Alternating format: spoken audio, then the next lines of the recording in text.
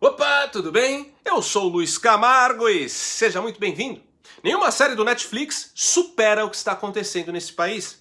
E eu não estou falando do que está acontecendo esse ano, mas sim desde as últimas eleições, quando um sujeito atentou contra a vida do candidato que liderava a corrida presidencial. Todos os mistérios e incongruências que envolvem o atentado que Adélio cometeu já geram um material mais que suficiente para uma bela trama de Hollywood. E agora temos um jornalista que é alvo de um inquérito ilegal semelhante ao processo do Kafka e que foi para o exterior para assim poder ter segurança para denunciar um golpe de Estado que está em curso.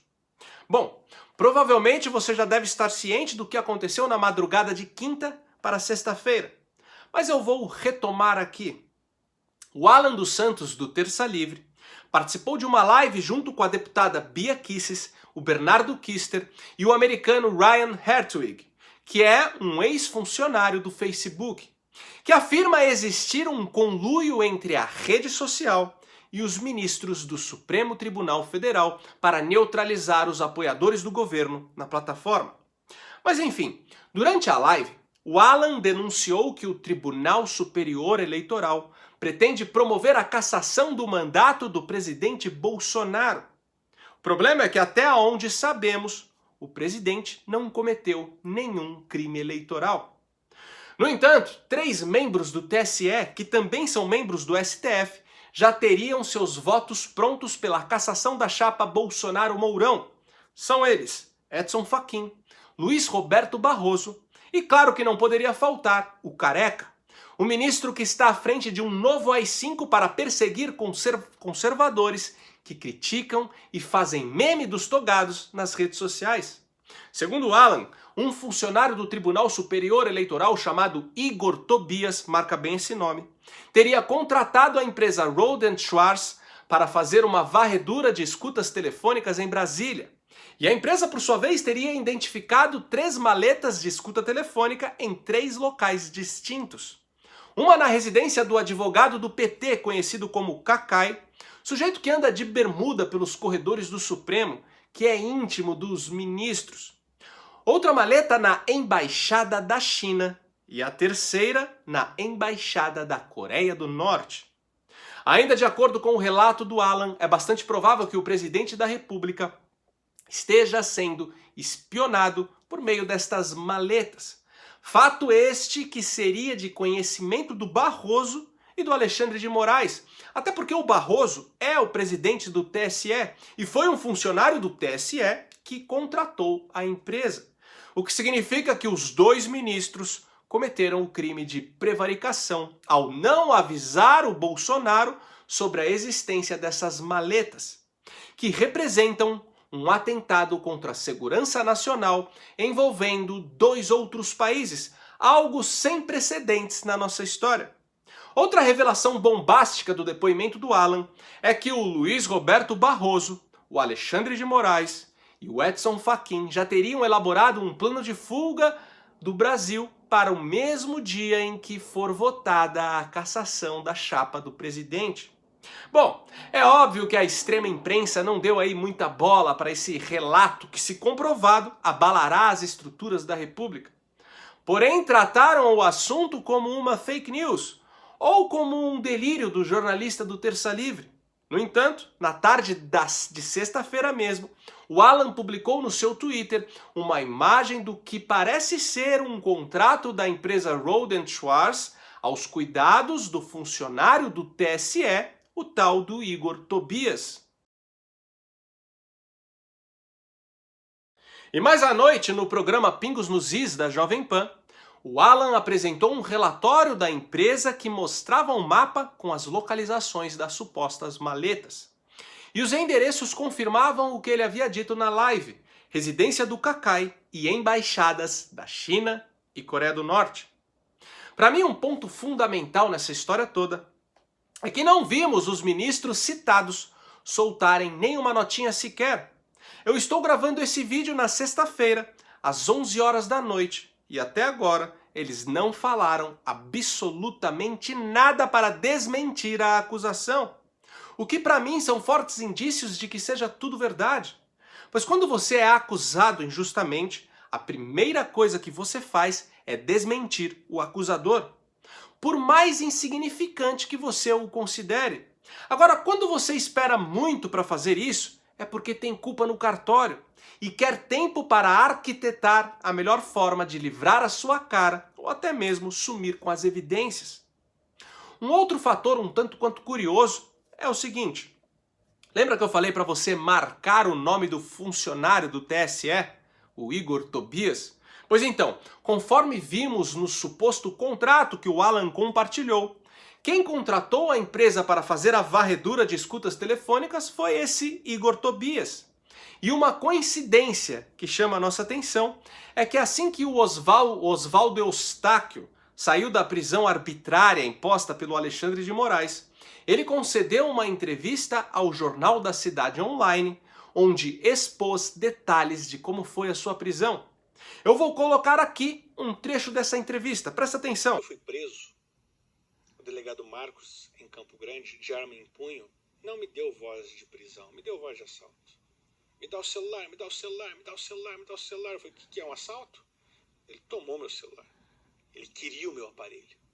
E ele comemora, Igor deve ser o chefe dele. Conseguimos pegar o celular aberto, o que foi uma grave violação. Igor deve ser o chefe dele. Conseguimos pegar o celular aberto. Igor. Fica então as perguntas.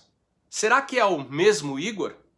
Será que existe uma conexão entre a prisão do Eustáquio no inquérito das fake news e essa investigação do TSE a possíveis grampos telefônicos?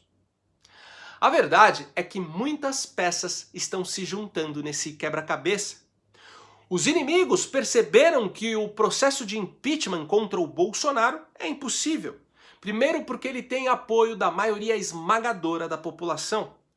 E segundo, porque sua aproximação com o Centrão lhe concedeu maioria no Congresso. Sendo assim, a única saída seria caçar a chapa via TSE. E o STF está sendo usado para conseguir alguma coisa que possa validar essa cassação. Mas para isso é necessário antes preparar bem o terreno. E é aí que entra a aprovação da PL das fake news e o inquérito ilegal do STF. Primeiro, para neutralizar toda e qualquer resistência a esse plano.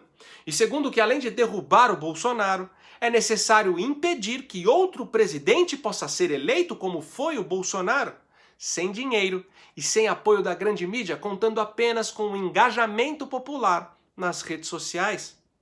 Agora, o mais tenebroso dessa história é o envolvimento da China e da Coreia do Norte através das suas embaixadas em Brasília. Estamos falando de duas ditaduras comunistas que perseguem e somem com seus opositores. E quem assistiu o documentário que eu postei aqui sobre a estratégia da China para dominar o mundo sabe que o Brasil é uma das peças fundamentais nesse objetivo. Mas o fato é que já estamos vivendo debaixo de um regime de exceção. E se essa conspiração relatada pelo Alan for mesmo verdadeira, e eu até creio que seja, isso mostra que temos que nos preparar, pois um tsunami está para chegar em terras tupiniquins. Bom, a grande verdade é que não adianta levantarmos hashtags contra o STF, atacar os togados nas redes sociais ou organizar manifestações com milhares de pessoas gritando em uníssono que o Supremo é uma vergonha. Isso tudo até é importante, pois ajuda a desestabilizar a corte e descredibilizar ainda mais os ministros perante a opinião pública. Mas, por outro lado, também acaba motivando o Alexandre de Moraes a intensificar a perseguição aos seus críticos. Só existe uma maneira de efetivamente frear os desmandos dos magistrados. Só existe uma maneira de sairmos dessa ditadura. Eu vou te dizer qual é, mas antes é necessário entender como a Constituição de 88 ordenou o sistema de freios e contrapesos entre os poderes da nossa República. A dinâmica é simples. O povo elege o presidente da República e os integrantes do Congresso Nacional, formando aí o poder executivo e o poder legislativo. O presidente nomeia os integrantes do Supremo Tribunal Federal, formando-se ao longo aí de uma sucessão de presidentes o poder judiciário. E este fiscaliza o legislativo. O Legislativo, por sua vez, fiscaliza o Executivo e, através do Senado Federal, fiscaliza o Judiciário. Percebeu que o presidente nessa dinâmica não fiscaliza ninguém diretamente? Pois então, ainda seguindo essa dinâmica, tanto o Judiciário como o Legislativo possuem dispositivos constitucionais para excluir membros dos demais poderes. Ou seja, como não somos uma monarquia, onde um rei atua como poder moderador, se faz necessário conceder aos poderes mecanismos de moderação. O impeachment é um método de moderação do poder legislativo contra o executivo e judiciário.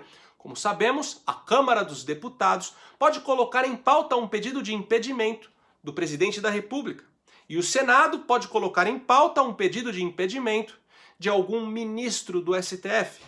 Já o STF pode se valer da cassação de mandato ou de uma ação penal. Por exemplo, se eles conseguirem uma prova que o presidente fraudou as eleições, os magistrados podem cassar a chapa, que é exatamente o que, segundo Alan, eles estão tramando.